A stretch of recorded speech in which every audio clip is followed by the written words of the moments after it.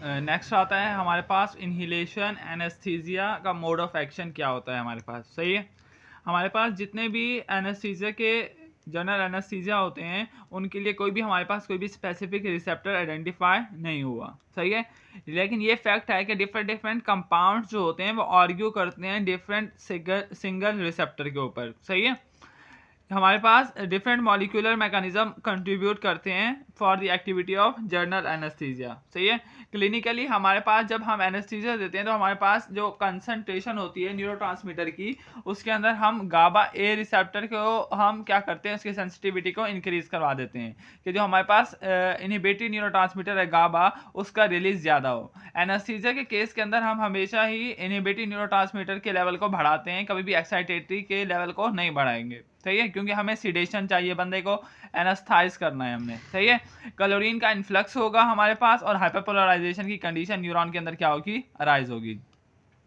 Nitrous oxide और कीटामाइन हमारे पास क्या करते हैं, एनएमडीए रिसेप्टर की इनहिबिशन करवाते हैं। सही है, और जो हमारे पास ग्लाइसिन रिसेप्टर है उसकी एक्टिविटी स्पाइनल कॉर्ड के अंदर क्या हो जाती है, इंक्रीज हो जाती है। इसके साथ साथ हमारे पास जो इन्हिलेशन एनेस्थीसिया हैं ये ब्लॉक करते हैं excitatory post synaptic current of nicotinic receptor. सही है, उनको क्या करते हैं, ब्लॉक करते हैं। The mechanism by which anaesthesia perform this modulatory role it is not fully understood. लेकिन जो हमारे पास एनेस्थीसिया का जो मैकेनिज्म है वो हमारे पास अभी फुली अंडरस्टूड नहीं है। बेसिक कॉन्सेप्ट ये होता है कि हमारे पास एल्व्यूलर वॉश इन होता है सबसे पहले, फिर सॉल्युबिलिटी होती है ब्लड के अंदर, फिर वॉश आउट होता है और फिर ब्लड गैस पार्टीशन कोफिशिएंट होता है। इसका मतलब ये है कि सबसे पहले जो हमारे पास इनहेल्ड जो अमाउंट है एनेस्थीसिया की, सबसे पहले जब हम उसे इनहेल करेंगे तो उसका कांटेक्ट होगा एल्व्यूलर के अंदर, एल्व्यूलाई के अंदर, जो कि हमारे पास लंग्स के अंदर प्रेजेंट होती है। सही है, फिर क्या होगा कि वो सॉल्युबल होगा कि उसका जो पार्ट है गैस का वो हमारे पास ब्लड स्ट्रीम के अंदर कांटेक्ट के अंदर आएगा। सही है, और जहाँ पे हमारे पास स्पेसिफिक डिजायर एनेस्थेटिक इफेक्ट चाहिए वहाँ पे जाके वो वॉश आउट होगा और ब्लड गैस पार्टीशन कोफिशिएंट हमें अराइज होगा। सही है, हैलोथिन जो है वो हमारे पास मोर सॉल्युबल है किसके अंदर, ब्लड के अंदर। जर्नल एनेस्थीसिया के अंदर सबसे पहले आता है नाइट्रस ऑक्साइड। नाइट्रस ऑक्साइड हमारे पास क्या है, वीक एनेस्थीसिया है, रैपिड इंडक्शन और रिकवरी है इसकी। सही है, गुड एनाल्जेसिक इफेक्टिव होता है लेकिन सिडेटिव प्रॉपर्टीज भी इसके अंदर मौजूद होती हैं। इसके अंदर मसल रिलैक्सेंट प्रॉपर्टी नहीं होती। जब भी हम किसी भी बंदे को लॉन्ग टाइम के लिए नाइट्रस ऑक्साइड से एक्सपोज करवाते हैं तो विटामिन B12 की डेफिशिएंसी हो जाती है और मैगेलोब्लास्टिक एनीमिया भी हो सकता है। यूजेस इसके क्या है कि माइनर ऑपरेशन के अंदर ऑब्स्ट्रक्ट एनाल्जेसिया को हम कंबाइन करके हम इसके एनेस्थेटिक प्रॉपर्टी जो होती है उसे क्या करवाते हैं, इंक्रीज करवाते हैं। नेक्स्ट आता है वोलाटाइल लिक्विड। वोलाटाइल लिक्विड के अंदर सबसे पहले आता है हेलोथिन। हेलोथिन हमारे पास क्या है, प्रोटोटाइप है और न्यूअर इनहेलेशन एनेस्थेटिक है। सही है, इसे हमारे पास इसे हम यूज़ करते हैं जनरल एनेस्थीसिया के तौर पर। रैपिड इंडक्शन होती है और रैपिड रिकवरी भी इसकी मौजूद होती है। मॉडरेट एनाल्जेसिक होता है और स्केलेटल मसल रिलैक्सेंट एक्शन भी इसके अंदर मौजूद होता है। नॉन एक्सप्लोजिव है और नॉन इरिटेंट है किसके लिए, रिस्पायरेटरी ट्रैक के लिए, और प्रोड्यूस करता है क्या, वेजो डायलेशन। नेक्स्ट आता है इनफ्लुरैन। इनफ्लुरैन हमारे पास क्या है, रिलेटिवली रैपिड इंडक्शन है और रिकवरी है, गुड एनाल्जेसिया है, स्केलेटल मसल रिलैक्सेशन प्रॉपर्टी इसके अंदर भी मौजूद है। No sensitisation of heart to catecholamine, यानी कैटेकोलामाइन का इफेक्ट हार्ट के ऊपर इस केस में नहीं होगा, और कोई भी हेपेटोटॉक्सिसिटी नहीं होगी।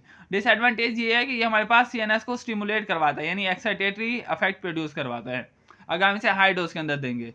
नेक्स्ट आता है डेस्फ्लूरेन। डेस्फ्लूरेन भी हमारे पास एनफ्लूरेन की तरह होता है लेकिन ये इरिटेट करता है एयरवेज को और कॉज करवाता है लेरिंजोस्पेज्म और एक्सेसिव सिक्रीशन करवाता है। सही है, नेक्स्ट आता है सेवोल्फ्लूरेन। सेवोल्फ्लूरेन हमारे पास क्या है, rapid uptake without the irritating the airways during induction and it may prove to be nephrotoxic. ये हमारे पास क्या होता है, नेफ्रोटॉक्सिक होता है। नेक्स्ट है आइसोफ्लूरेन। आइसोफ्लूरेन का सिमिलर इनफ्लूरेन की तरह एक्शन होता है लेकिन ये प्रोड्यूस करता है कंसंट्रेशन डिपेंडेंट हाइपोटेंशन। सही है, नेक्स्ट आता है हमारे पास जर्नल एनेस्थीसिया। जर्नल एनेस्थीसिया के अंदर सबसे पहले हम इसे यूज करते हैं सर्जिकल प्रोसीजर के लिए ताकि पेशेंट अनअवेयर रहे और अनरिस्पॉन्सिव रहे किसी भी पेनफुल स्टिमुलाई के लिए। सही है, जर्नल एनेस्थीसिया इंड्यूस करते हैं बाय इनहेलेशन और इंट्रावेनस इंजेक्शन के थ्रू। सही है, it render the patient analgesic हो जाएगा, यानी पेशेंट को पेन फील नहीं होगा, एमनीजिया हो जाएगा यानी उसकी मेमोरी लॉस हो सकती है शॉर्ट टर्म, अनकॉन्शियसनेस हो जाएगा और प्रोवाइड मसल रिलैक्सेशन हो जाएगी उसके अंदर। सही है। Desire effect are not produce safely by single anaesthesia, कोई भी एनेस्थीसिया आप सिंगल ही नहीं दे सकते, कॉम्बिनेशन फॉर्म के अंदर देना जरूरी होता है। सही है। और जो एनेस्थीसिया हम जर्नली प्रोवाइड करते हैं उसे हम नाम देते हैं जर्नल एनेस्थेटिक्स का। नेक्स्ट आता है effect of general anaesthesia. Low dose के ऊपर क्या इफेक्ट होगा और हाई डोज के ऊपर। लो डोज के ऊपर एमनीजिया कॉज करवाएगा, यानी मेमोरी लॉस करवाएगा, एरोफिया प्लेजेंट इफेक्ट करवाएगा, एनाल्जेसिया पेन लॉस, हेप्नोसिस करवाएगा, एक्साइटेशन करवाएगा और हाइपर रिफ्लेक्सिया करवाएगा। हाई डोज के ऊपर डीप सिडेशन करवाएगा, मसल रिलैक्सेशन करवाएगा, डैमेजिस मोटर रिस्पॉन्स करवाएगा। सही है। ऑटोनॉमिक रिस्पॉन्स को भी खत्म करवाएगा, मायोकार्डियल प्रोटेक्शन करवाएगा और कार्डियोवैस्कुलर रिस्पिरेटरी डिप्रेशन करवाएगा और हाइपोथर्मिया भी करवा सकता है। नेक्स्ट आता है sequence of depression in CNS when general anaesthesia administer. जब भी जनरल एनेस्थीसिया एडमिनिस्टर करते हैं तो हमारे पास 3 से 4 फेजेस होती हैं। सबसे पहले आता है सेरिबेरम। सेरिबेरम के अंदर हमारे पास सेरिब्रल कॉर्टेक्स होता है जो कि मेमोरी, जजमेंट और कॉन्शसनेस को डील करता है। उसके बाद आता है सेरिबेलम। सेरिबेलम के अंदर बेसल गैंग्लिया होता है जो कि मसल कोऑर्डिनेशन को डील करता है। स्पाइनल कॉर्ड के अंदर motor and sensory impulses deal होती हैं और मेड्यूलरी सेंटर के अंदर हमारे पास क्या होता है, डिप्रेशन होता है, किसका, रिस्पिरेटरी सेंटर का। सही है। नेक्स्ट आता है स्टेजेस के अंदर हमारे पास 4 स्टेजेस होती हैं। सबसे पहले आता है एनास्थीसिया स्टेज जिसके अंदर हम इंडक्शन करवाते हैं, यानी इंड्यूस करवाएंगे कोई भी एनास्थीसिया को तो लॉस ऑफ पेन और सेंसेशन हो जाएगा। तो फिर आगे एक्साइटमेंट यानी कम्बैटिव बिहेवियर आ जाएगा बंदे के अंदर, सर्जिकल एनास्थीसिया आ जाएगा। हमारे पास जो स्टेजेस हम परफॉर्म करते हैं एनास्थीसिया के लिए हमें पहले 3 स्टेजेस चाहिए होती हैं। फोर्थ स्टेज हमारे पास नहीं चाहिए होती क्योंकि फोर्थ स्टेज या तो हमारे पास पैरालिसिस करवा देगी या डेथ कॉज करवा देगी। सही है। तो इस चीज़ को रोकने के लिए हम आर्टिफिशियल रिस्पिरेशन या देते हैं या एनेस्थीसिया को स्टॉप करवाते हैं या एनालेप्टिकल ड्रग देते हैं जो कि स्टिमुलेट करवाती है मेड्यूलरी सेंटर को, जैसे कि हमारे पास डॉक्सापेरम आईवी इन्फ्यूजन हम इंड्यूस करवा सकते हैं।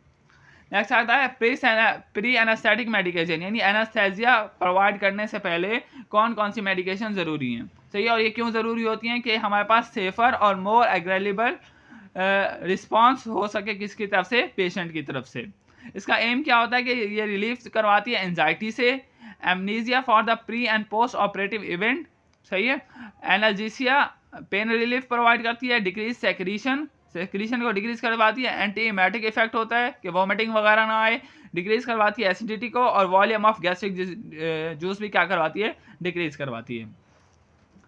एजेंट्स कौन कौन से हम यूज़ कर सकते हैं, H2 ब्लॉकर यूज़ कर सकते हैं जिसके अंदर फेमेटाडीन और रेनिटाडीन आती है जो कि रिड्यूस करवाती है गैस्ट्रिक एसिडिटी को। बेंजोडाइजापीन के अंदर डाइजेपैम यूज़ करवाते हैं जो कि एंजाइटी को और फैसिलिटेट करता है एमनीजिया को।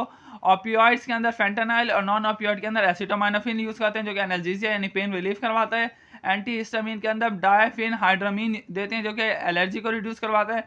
एंटीबायोटिक के अंदर ओडेनसिट्रॉन हम यूज़ करते हैं जो कि नोजिया को प्रिवेंट करता है। एंटीकोलिनर्जिक हमारे पास देते हैं ताकि हमारे पास ब्रेडिकार्डिया और सेक्रीशन ऑफ फ्लूइड क्या हो सके, कम से कम हो सके।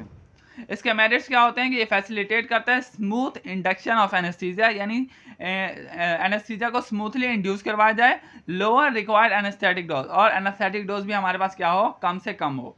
डीमेरिट्स क्या है कि they can also enhance the undesirable anaesthetic effect, undesirable anaesthetic effect भी प्रोड्यूस कर सकते हैं। को एडमिनिस्ट्रेशन में produce a negative effect on not observe when given individually, और इसके नेगेटिव इफेक्ट भी हो सकते हैं जो हम इंडिविजुअली गिवन करते हैं तब। नेक्स्ट आता है इंट्रावेनस एनेस्थीसिया। इंट्रावेनस एनेस्थीसिया के अंदर हमारे पास क्या होता है, रैपिड इंडक्शन और रिकवरी होगी, no analgesia, no skeletal muscle relaxation. सही है। इसके अंदर ये इंड्यूस क्या करवाता है कि इसके अंदर हमारे पास कौन कौन सी ड्रग आती हैं, अल्ट्रा शॉर्ट एक्टिंग बार्बिचुरेट्स आते हैं, एटोमिडेट आता है, प्रोपोफोल आता है, बेंजोडाइजापीन, कीटामाइन और ओपियोइड एनाल्जेसिक भी मौजूद होते हैं इस केस के अंदर।